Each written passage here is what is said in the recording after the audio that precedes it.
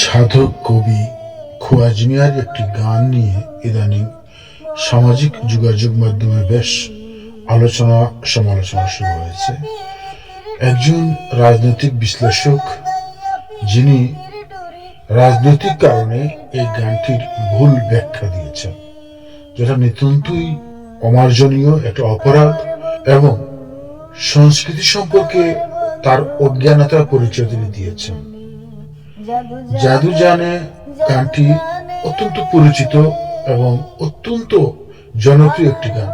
এই গানটির যথার্থতা এবং মর্মার্থ শ্রোতা মাত্রই জানেন। আমি তাকে অনুরোধ করব যে ভাই, আপনি রাজনীতি নিয়ে আছেন, থাকেন, দয়া করে আমাদের মৌলিক সংস্কৃতিতে আপনার বিষাক্ত নখের আঁচড় বসাবেন না।